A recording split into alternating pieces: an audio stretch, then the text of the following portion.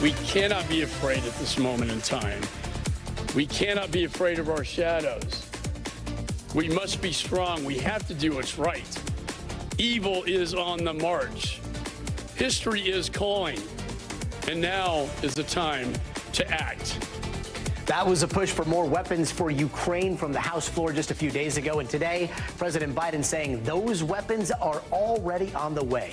I'm Gadi Schwartz, and this is Stay Tuned Now.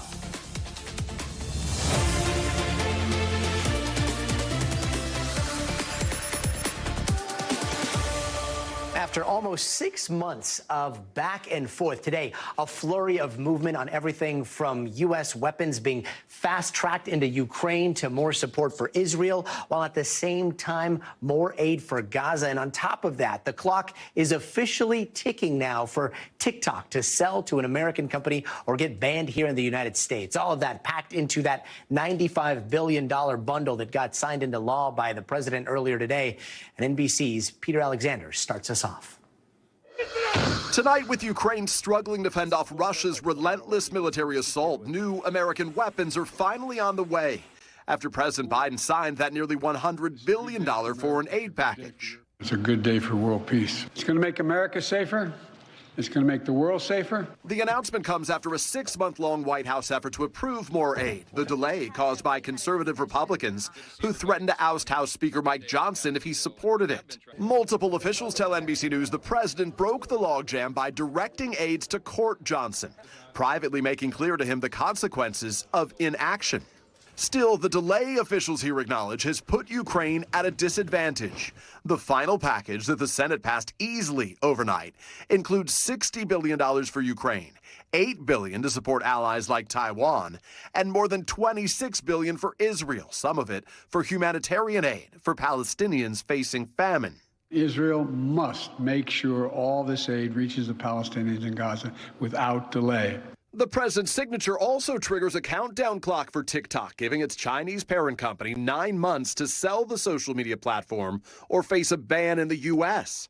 Tonight, TikTok is already vowing legal challenges. We are confident and we will keep fighting for your rights in the courts. The facts and the Constitution are on our side. Even though the president today signed that bill declaring TikTok a national security threat, his campaign says it plans to keep using the app at least through the election, before any possible ban could take effect. Gadi?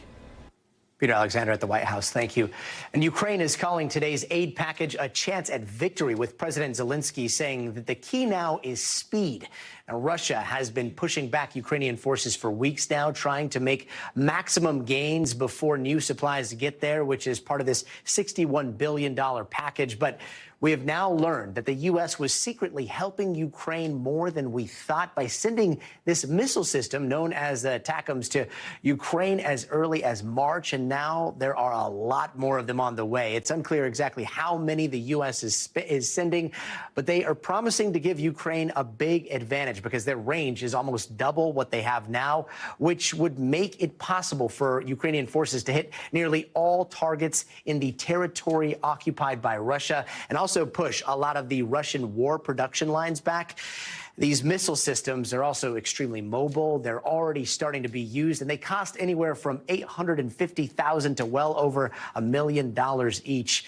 Let's bring in NBC News military analyst Colonel Jack Jacobs to break some of this down. Colonel, thank you for joining us. The White House, at first, they made a pretty clear statement about not wanting to send these missiles, fearing it could escalate things into a bigger conflict. What's changed?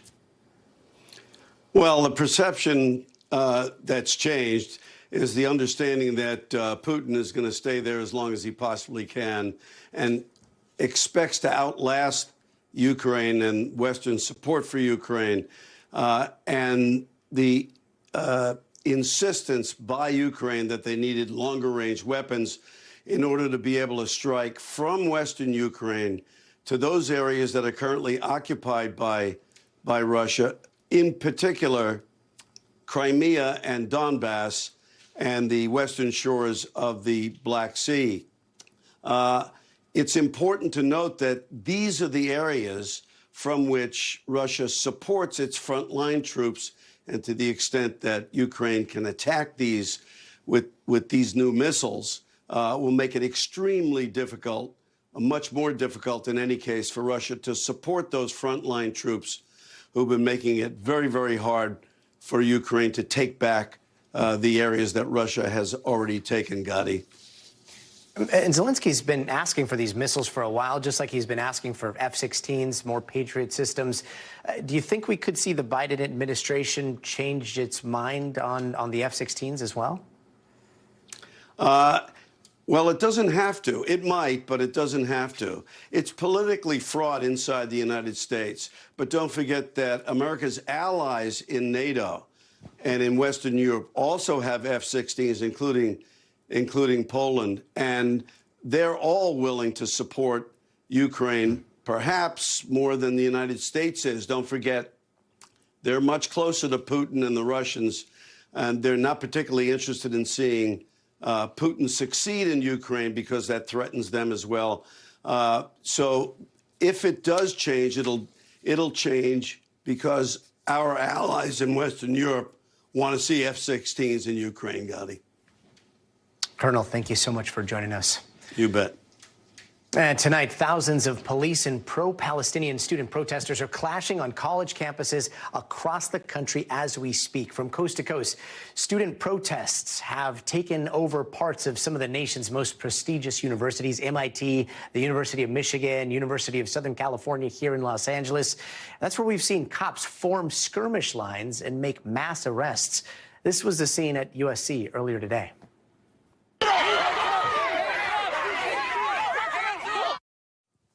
Student protesters pushing back against police after they tried to break down a camp that had formed this morning. And at the University of Texas, Austin, mass arrests from police in riot gear and face shields trying to clear out student demonstrators. Take a look.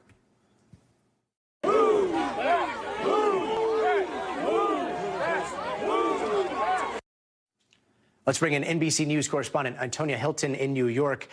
Antonia, Columbia was kind of the epicenter of this in the beginning. Then we saw House Speaker Mike Johnson visit there today. Can you set the scene for us here?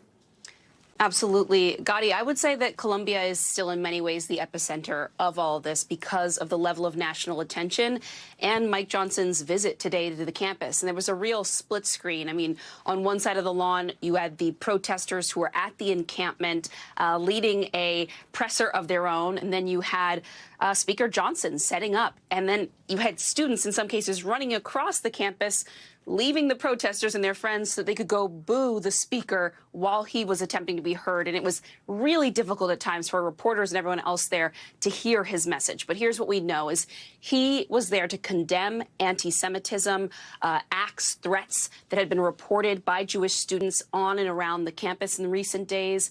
He was also there to call on President Manoush Shafiq, that's the president of Columbia University, to resign. And then he also mentioned that he planned to speak to President Joe Biden about bringing in the National Guard, something that strikes fear, not just into the protesters, but also to all of the faculty members I've spoken to.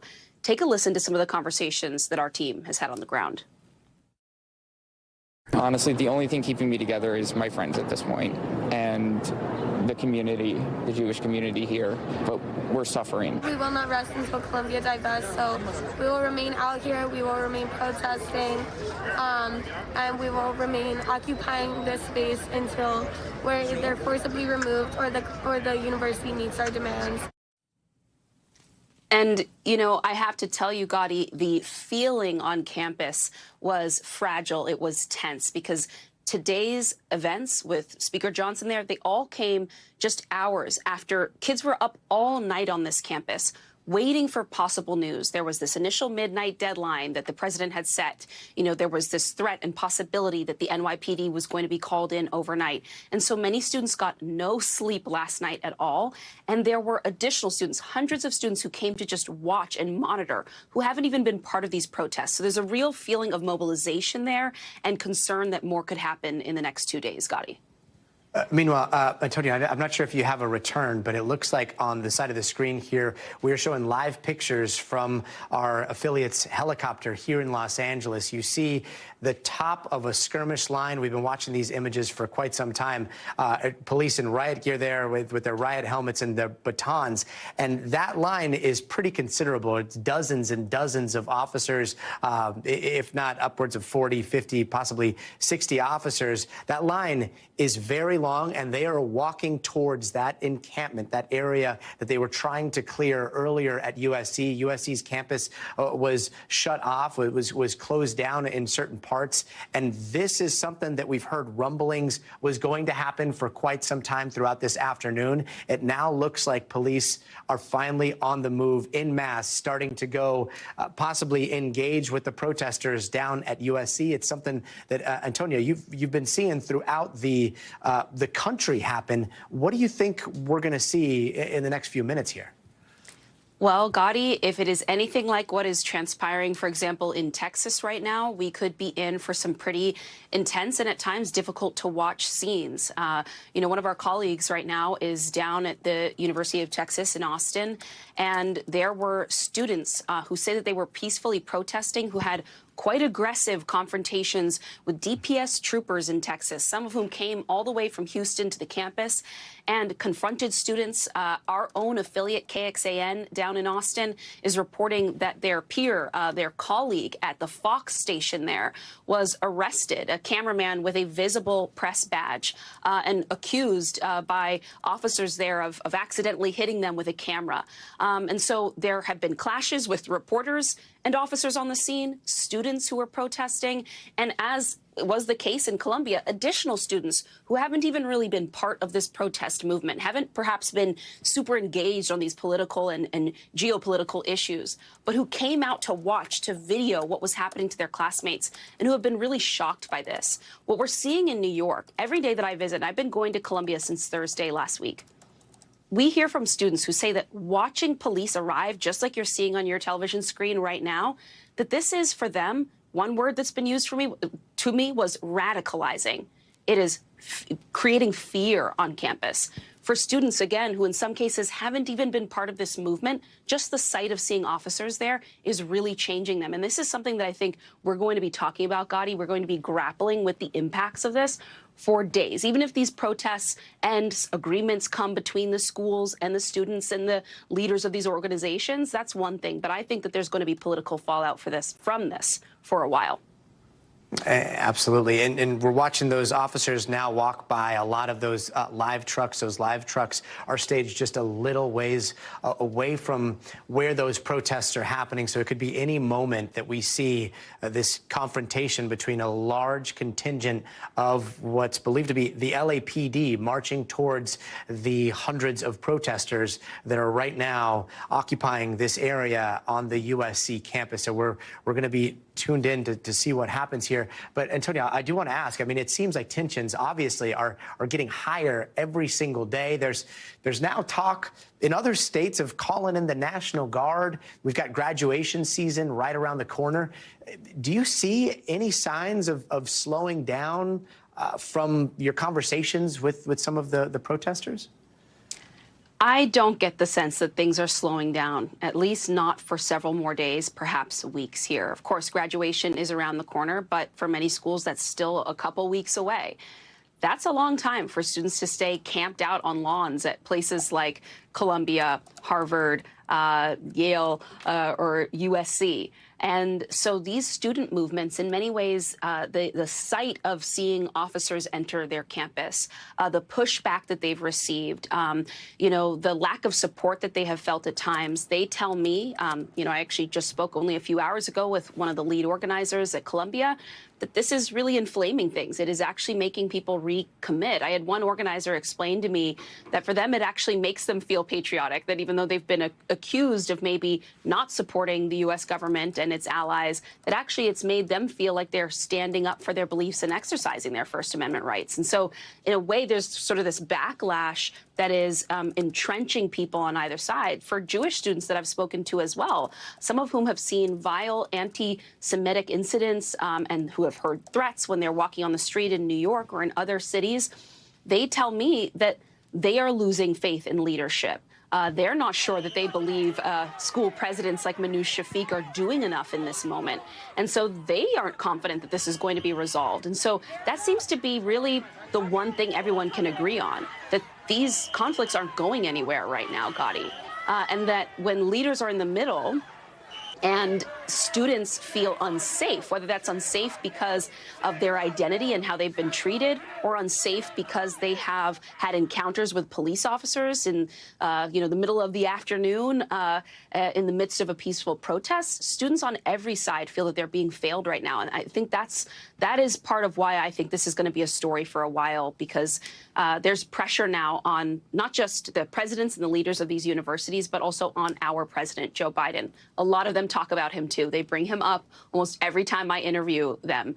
Again, on all sides, a feeling that there's this failure, that people are not being clear in this moment and taking decisive action to both protect free speech, but also make sure that kids feel safe at school. Gadi.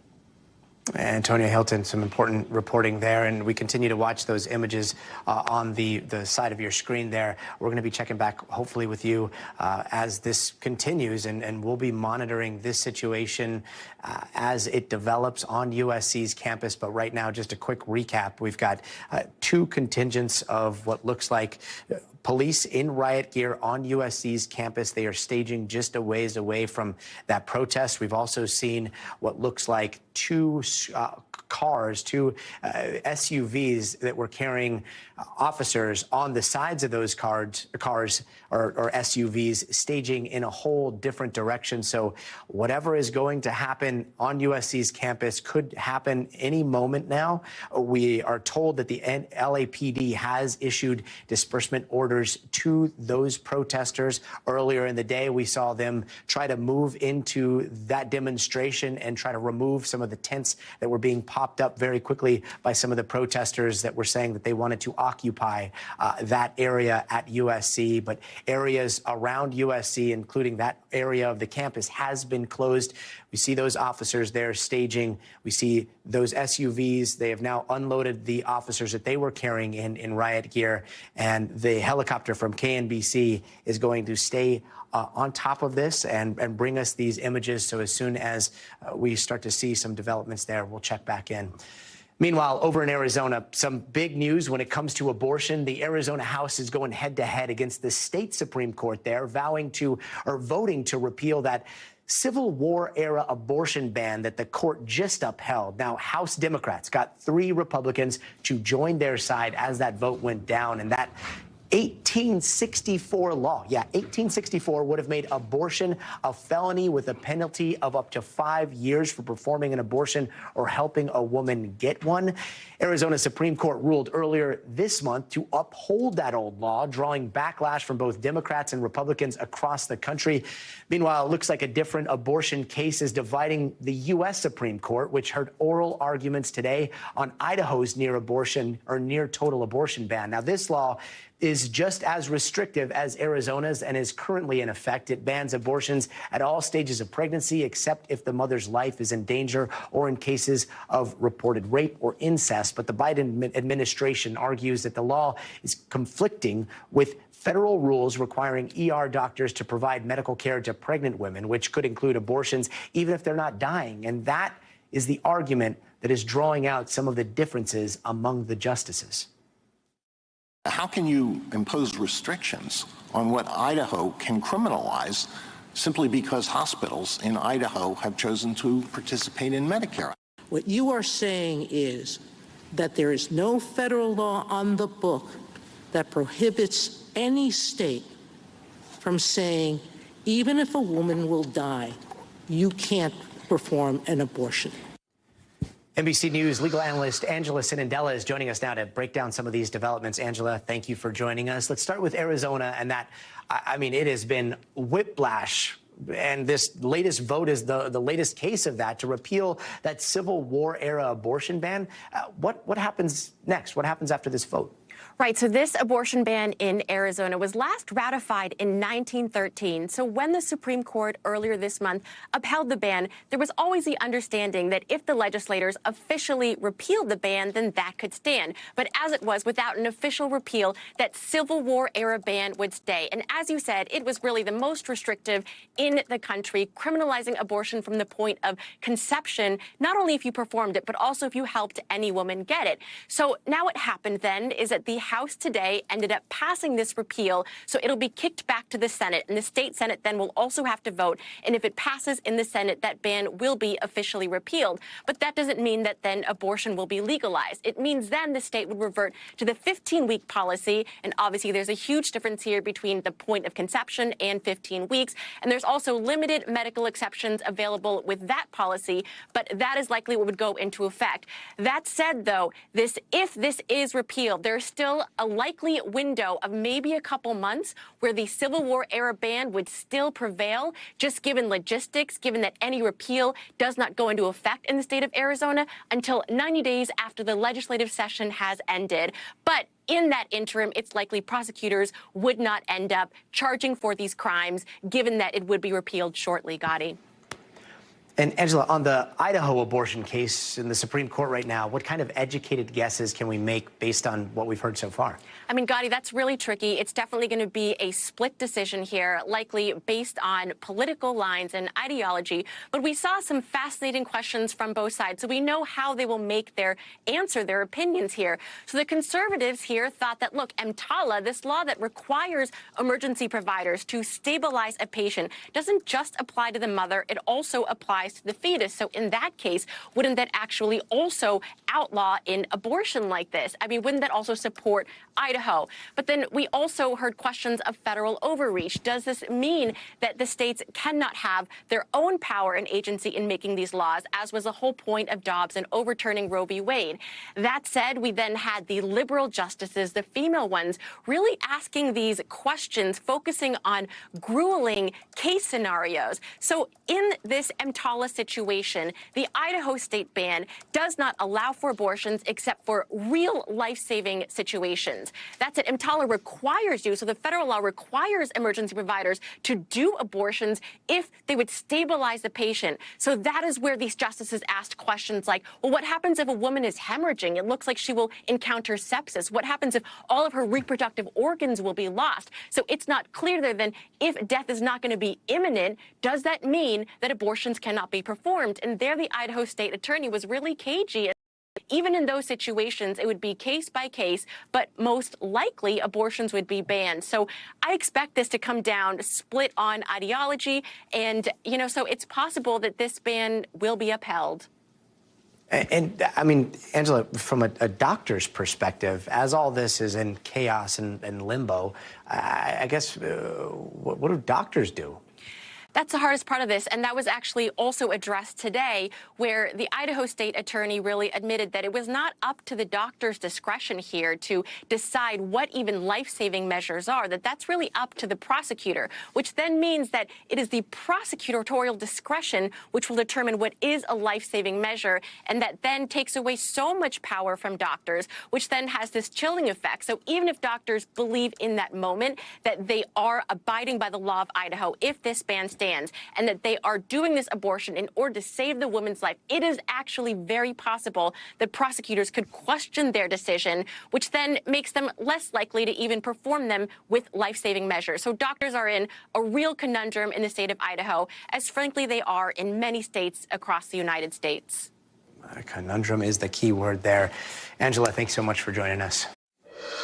Hey, welcome back. There are some new rules when it comes to airline fees that could turn a terrible day of travel into cold, hard cash. Details on that in just a moment. But first, here are some of the headlines we're watching tonight.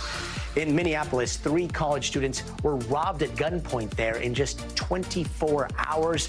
A doorbell camera footage showed this moment when a University of Minnesota fought back against 2 attackers who pointed a gun to her head. No one's been arrested yet, and police say this is just a latest string of crime in that area. And New Jersey Democratic Congressman Donald Payne Jr. has died at age of 65. His office says he was in the hospital for 2 weeks after a cardiac arrest. Payne was in Congress since 2012 when he took over for his father, who also died while in office. And law enforcement groups have reportedly searched an area on Long Island today as part of the ongoing Gilgo Beach serial killer investigation. Now, police are searching a large wooded area, and that same place is an area that the remains of 2 young women were found years ago, and it's been connected to the case. And the Chicago Bears are announcing a brand new stadium they are planning to build right along the city's lakefront. They say it's more than just a stadium, adding a ton of gathering spaces to create an entertainment hub. As for the cost, they say over $4 billion. Chicago's mayor says there will be no new taxes to fund that project. And cops in South Carolina are trying to calm people down after they got a bunch of calls about loud sirens and roars. And you know what it turned out to be? Cicadas actually emerging from the ground after a decade or so, looking to start mating. Scientists say they can be as loud as a jet engine.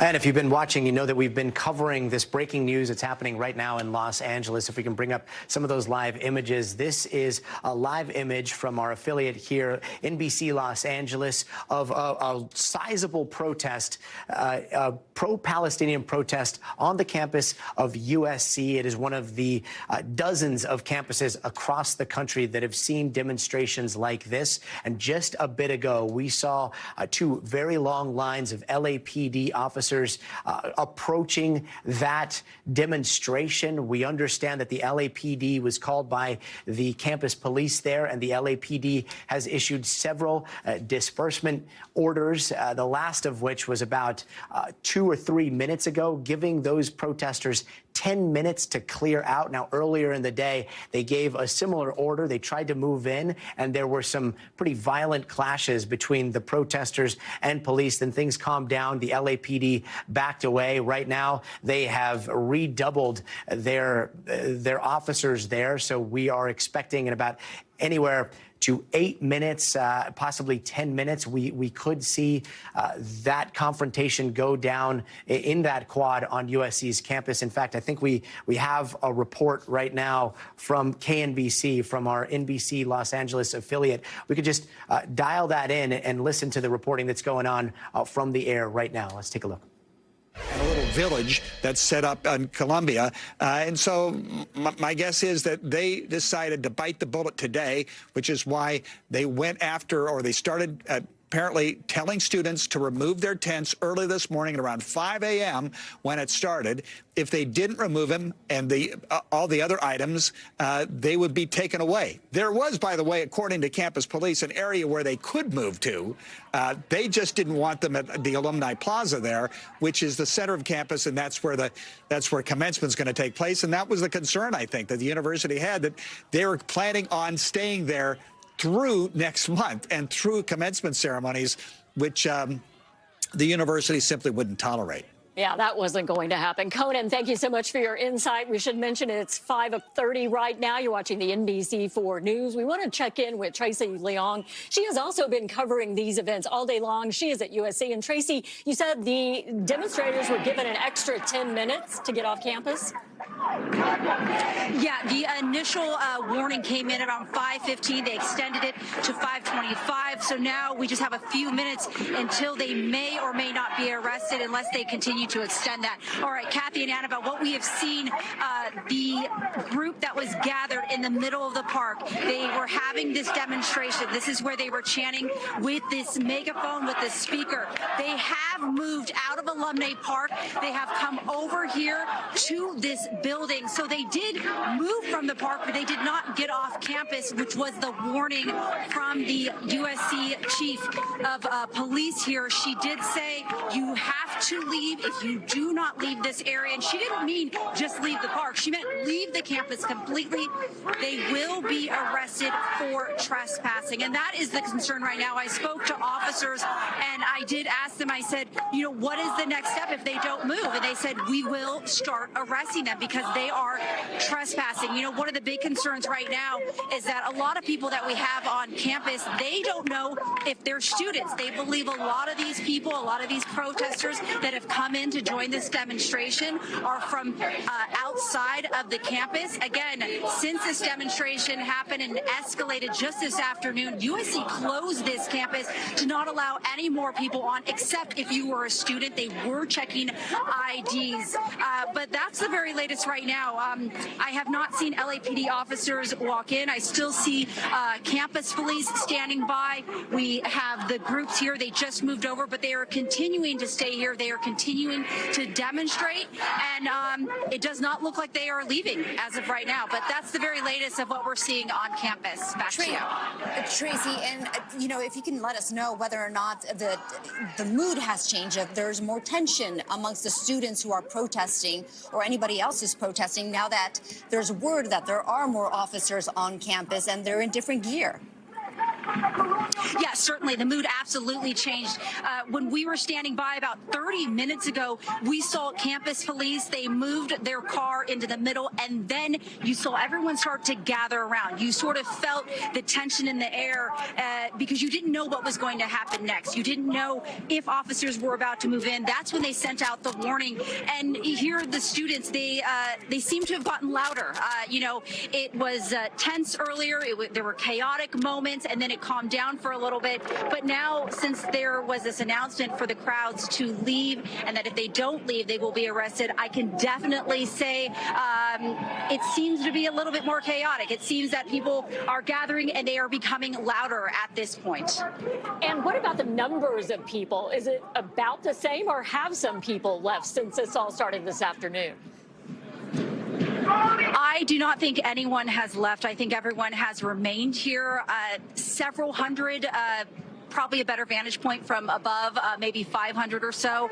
But it does not look like anyone has left. They have just stayed here in Alumni Park. All right, Tracy Leong reporting for us there on the campus of USC as the police, LAPD and Metro Police are moving in now. We can check in with our Robert Kovacic. He was there as police were waiting to go on campus and then literally marched in beside them. Robert, what can you tell us now?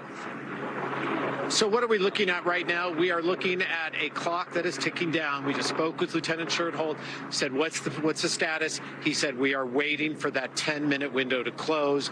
The goal here, he said, is to try and get those people to disperse on their own, whether they are students, whether they are outsiders, whoever they are on the campus of a private institution.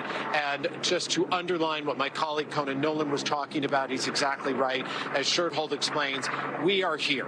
The LAPD is here. LAPD is Metro is here because DPS of the Department of Public Safety for the campus of USC has only about 25 people. They can't handle this situation. This is why the LAPD is involved at this hour, and this is why the LAPD is standing by. So it's an interesting thing here on the campus of USC. You want to say that it's tense here. We don't know what's going to happen, but it's really not the case. We have these officers right here, but right to the right we have a jazz fest that just ended outside of the Epstein Alumni Center. So people are still at this campus participating in the activities in this campus leading up to commencement, which is on May 10th. And so as the caterers now arrive for this event and clear away from a previous event, we've got two different worlds here at USC, and one of them is the LAPD officers about to make their presence known, move in on campus, and ask the dispersal. But again, as the lieutenant just explained to us, and as they're looking right now at this 10-minute window closing, which honestly I think has already closed, the goal here is to try and get those in Alumni Park that have been asked to leave on their own. And if they don't, this is when LAPD Metro will take action. As Eddie gives you a look here, and we're just going to walk the line just to show you what we're looking at. So this is LAPD. Oh, we are now moving. So we're gonna walk with the LAPD officers here. The window's obviously closed. Eddie, you stay with them. I'm going to see if we can get the lieutenant to give us an update. And we should mention the second so here we window. go. There have been 2 10-minute windows. Right. The first one was a warning. Well, whatever window it this is, this window apparently has finally closed. LAPD is moving. I do not see LAPD Metro behind them. Again, we have 2 different groups. The group that you're looking at right now, LAPD, and then the SWAT unit of the LAPD Metro behind them. And they right now are hanging back. And Robert, you've covered a lot of we incidents now hear, like this. hang on Go one ahead. sec, ladies. You believe you're going to hear on the overhead speakers now from the LAPD that they are the LAPD is here. And you are going to see now just how they are greeted by the students here as they make their way to Alumni Park. And they now start to turn, and we can see those hundreds now seeing that they are moving in and asking for them to disperse. And if not, then, as the LAPD has promised, you will see arrests. So, Robert, what I was going to ask is, you've covered many incidents like these. What do you expect to see first? Well, that's why I asked the lieutenant specifically about that. We've seen protests in downtown Los Angeles. We've seen protests on the streets of Hollywood. But this is something different. This is at a campus of a private university. We're dealing with students, some of them, young freshmen, sophomores, other of them, and we have been told that a lot of these people that are here are not students. They're not really even part of the USC community. And so is there a different way to deal with this? Well, we're going to find out right now. We're going to see if the LAPD is expecting a violent response from those that they are trying to arrest. But the anger is already being heard from those here in Alumni Park as the LAPD now starts to make their move. We're walking around the fountain with them. Yeah, and that is something that Tracy mentioned. The mood has changed since, and especially since announcing. All right, we are seeing them walk closer to We've stopped. They've told them to hold. So let's give you an idea. This is the perspective. Sorry about the light. These are the hundreds of protesters here, right? These are the people that have gathered, been told to disperse. This is the LAPD, and right now you can see that there are those here that are about to greet them here. And here we go. Here we go.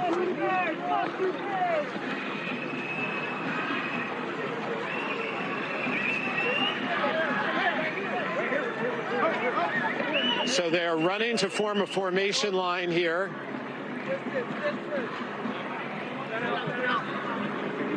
Sorry, bud.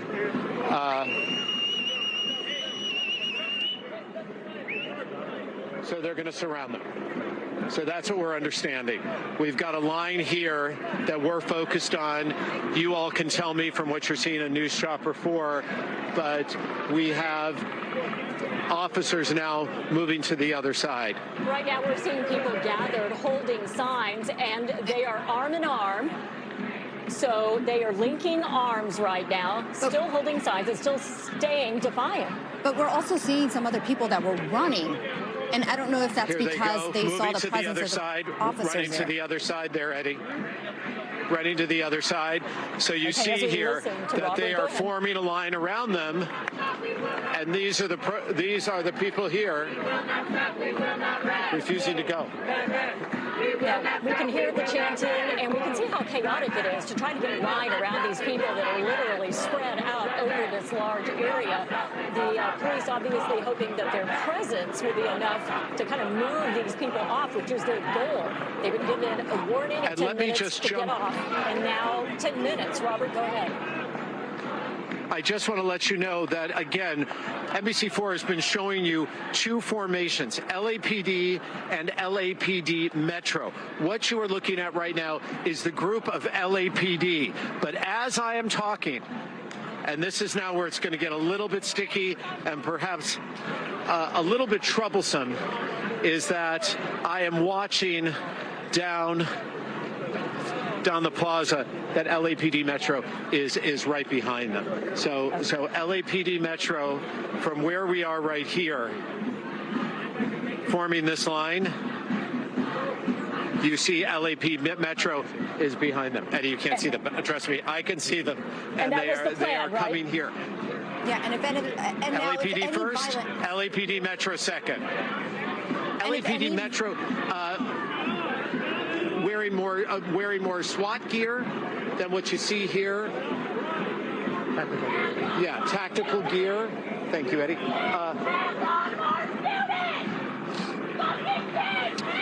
I got to apologize for a lot of what you are going to be hearing from the protesters. You're going to be hearing some expletives coming from them, and we apologize. There's nothing we can do about that. But I would say that about 100 yards back, the LAPD Metro has gathered. Again, this is when the dispersal order doesn't happen, and if things start to turn ugly, LAPD Metro is going to move in, and you are going to see then double the men and women of law enforcement here on this line. But right now they're setting up the line here at USC, here on the campus of Alumni Park. I will venture to say I see absolutely no one dispersing, gathering. A lot of students here that you are looking at are sort of the looky-loos that I don't believe are involved, but LAPD has basically now just formed a semicircle around this area, and they are standing by, helmets on, visors up. Any announcements, Robert? Are they saying anything to the crowd? There are no announcements. There are no announcements. But I want you to see right here, Eddie, I'm not sure if you can see past the sun, but there is a separate line being formed right now as you see LAPD Metro right there getting ready to move in. So you have a secondary line here. Robert, how many officers are we talking about here? It's a good question. I would say, what do you think, Eddie? How many officers? A couple hundred. We're definitely, just from this LAPD line alone, had we about 75, and there was definitely another, I would say, 50, 60 Metro PD behind them, if not more. And so you see them, they're standing by. They're ready to go. They're moving backwards. They're moving backwards. Okay, Robert, we're going to Watching come this. back to you. We're going to come back to you in a minute because we need to get to Alex Rozier. He is there inside, and he sees the people there who are chanting, who are linking arms, who are staying right now. Maybe Alex can give us some perspective on what this group is doing. Alex. Yeah, Kathy, we're standing right by the protesters who have linked in arms, and I'm standing next to a woman named Dee. Dee, you have been going arm to arm and writing something on there. What have you been doing? We're writing the jail support number on everyone's arms, so when they get arrested, they have the phone number that they need to call. So you're fully expecting that this group that's linked in arms is planning to be arrested, and they are okay with that right now? Yes, based on previous experiences with the cops and how they respond to things like this, yes. Some people will be arrested. What's your reaction to how this is playing out? I think it's sad. It's clearly peaceful. It's clearly something that the students feel strongly about, and the school should support their alumni if this is what they feel they need to do. So it's tragic, and the entire situation is tragic. I can't believe that we have to fight so strongly to ask for humanity to end this genocide. Describe for me the crowd that we're looking at right here. USC students and beyond? This is USC students. This is people from all over Orange County, Los Angeles. We all unite to come and support them, and we have more people coming. When these people die out, we have ships that will come in and support these students. The plan was to stay for several more hours. Yes, they're going to stay as long as possible. These people are prepared to get arrested. They know that they run that risk, and we're here to support them and try to avoid that as much as possible. But if it's not possible, then they're ready for that. Thank you so much. As she was referring to the number on the arm, this gentleman, they've all got a number on their arm. That is, again, a jail support Dateline if they are to be arrested, and they fully expect to be arrested if the Los Angeles Police Department moves in. So we're going to continue to follow this story happening in the heart of the USC campus, in front of the administration building. The administration building, the admin, if you ask both sides, has been rather silent on this issue, and now this is playing out on their campus. The protesters, the police on the other side, and we're going to be here for how it shakes out, guys. All right, Alex, thank you very much for that. Stand by. We're going to now head over to Conan Nolan, who's in our newsroom. Conan, some of these people are ready to be taken in.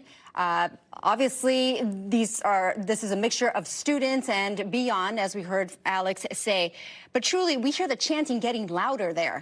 Right. This is pretty standard operating procedure, frankly, from all sorts of protests in the past. And as Alex's interviewer or interviewee pointed out, they understand what's going to happen. They've probably been through this before. We should point out that they were individuals from throughout the region, not students.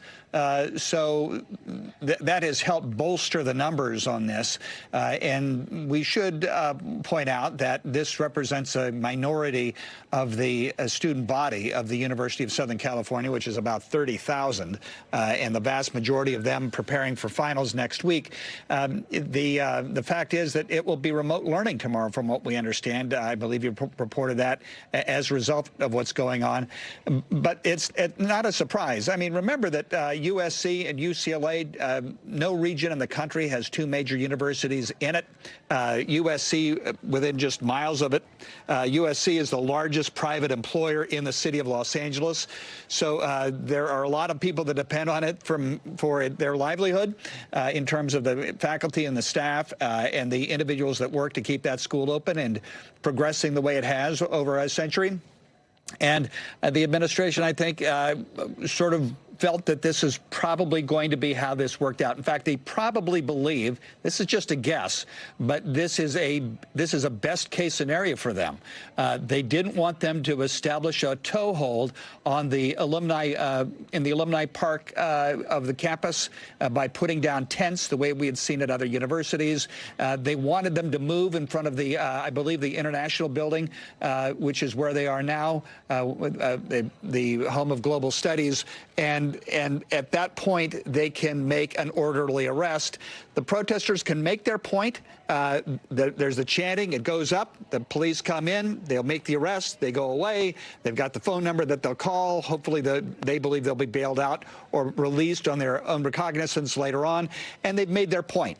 And this is sort of a critic might call it political theater, but the fact is this is how orderly demonstrations and civil disobedience takes place.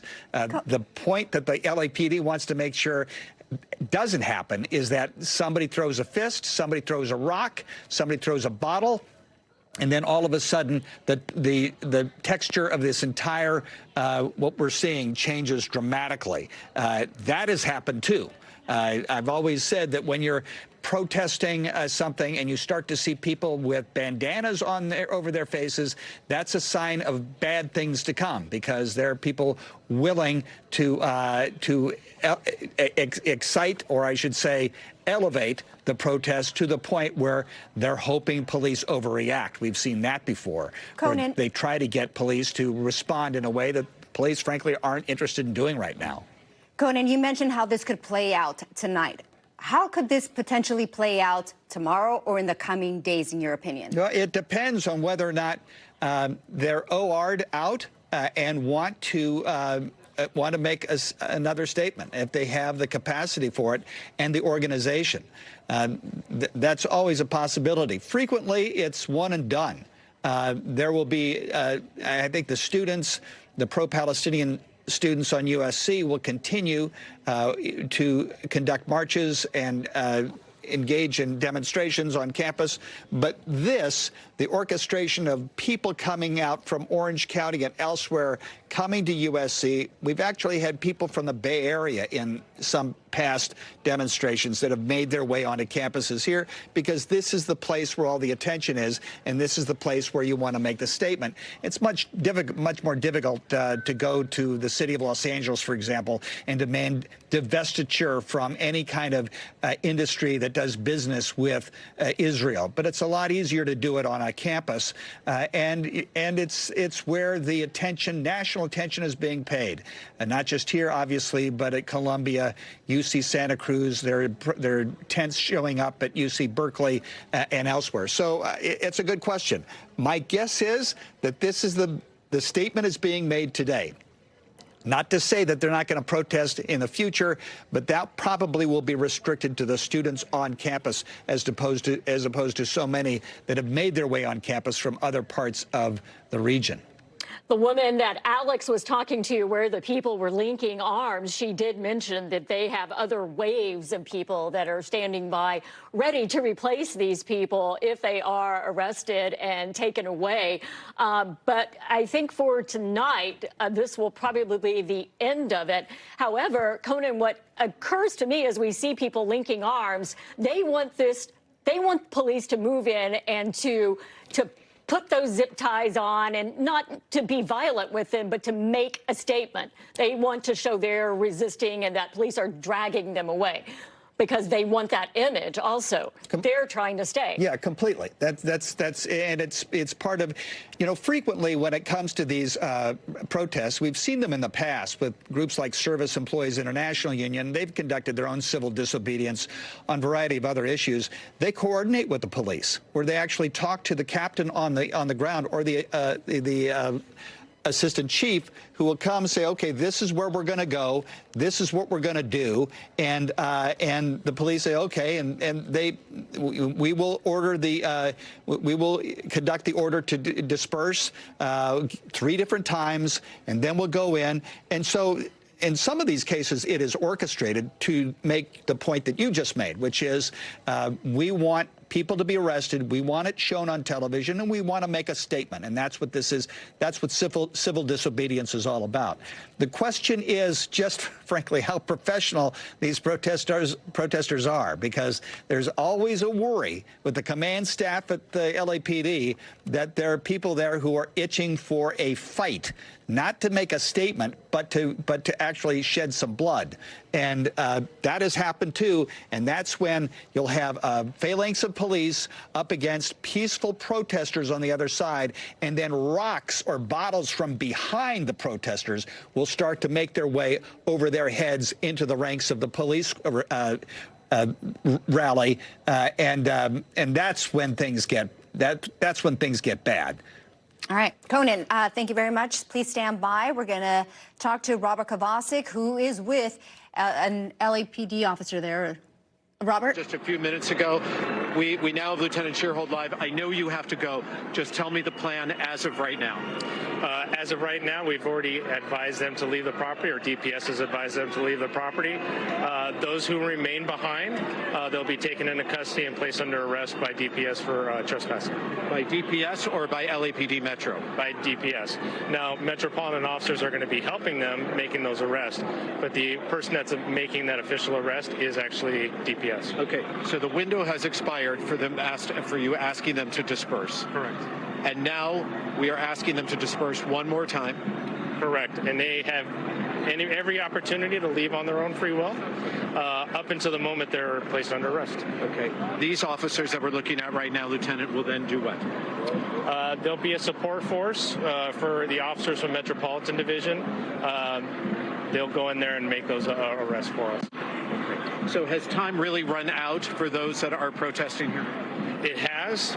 Right now, what the delay is just getting our resources in place to make sure we can do this safely while looking out for everybody's First Amendment rights. I know you can't reveal your tactics, but what type of contingency do we have in place here? Well, we have the large lines of officers that you see here. They're in place to make sure that it's for security for when we do start making those arrests, that we don't have a scenario where somebody's going to try to attack the officers as they're effecting those arrests. Thank you. We know you got to go. All right, sir. Thank you. So you just heard again from the LAPD. They had asked for a disbursement. They're not dispersing. And here we go. So you can see overhead, we've got some people running. We've got LAPD following them.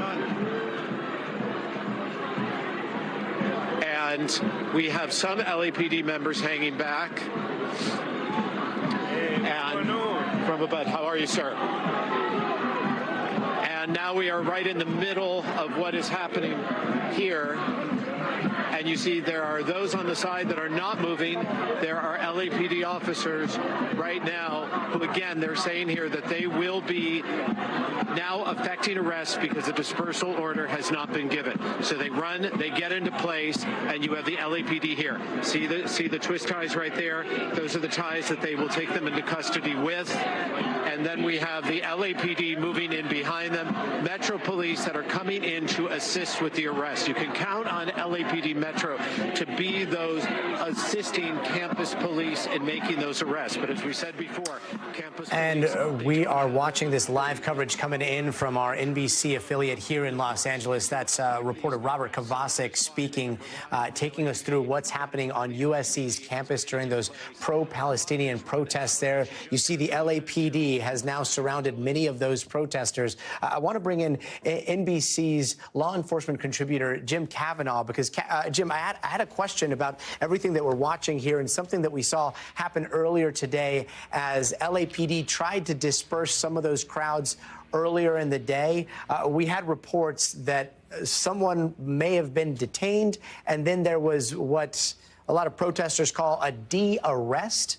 And that may be the fear. That may be why we're seeing such a large police presence now. But in terms of de-arresting that we sometimes see at protests like this, can you take us through what that means and what LAPD is doing as we speak?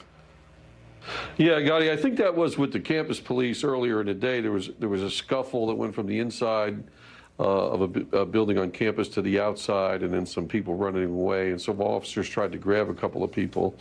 You know, maybe they just got away from them. Maybe they just thought they didn't have the right person. Maybe they didn't have the resources to hold them. Normally, when you're grabbing somebody to detain them, you're going to arrest them. That's normally the process.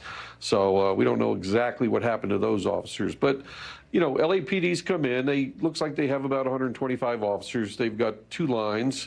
They're going to have a line that goes up and does the initial arrest. That's the officers you see in a tactical gear with the zip ties and the batons. They'll move in and start arresting people and handing them back to other officers. And, of course, they've got a second line behind them that are protecting their flank. Now, they're moving in like, they're not moving in like this is a riot or anything like that. That's not what they're doing. They do have helmets on and they do have their nightsticks. But if this was a riot situation, they wouldn't allow anybody to be behind their skirmish line. They would move the line up, and there would be no one behind them but police. They're doing this as, hey, this is a protest. This is people who are going to, you know, passively resist our arrest most likely. And there could be somebody throw something, but they're not anticipating, you know, it to be extremely violent. And that's the process they're in right now. Got it. Jim Kavanaugh, thank you so much for that analysis. And thanks to our friends over at NBC Los Angeles who are giving us these live pictures coming from the center of the campus at USC here in Los Angeles. Those pro-Palestinian protesters facing off against police. It looks like for now the tensions are lowering a little bit, but we are going to stay glued to that coverage. But for us, that does it for us tonight. I'm Gadi Schwartz. We'll see you tomorrow. Thanks for watching. Stay updated about breaking news and top stories on the NBC News app or follow us on social media.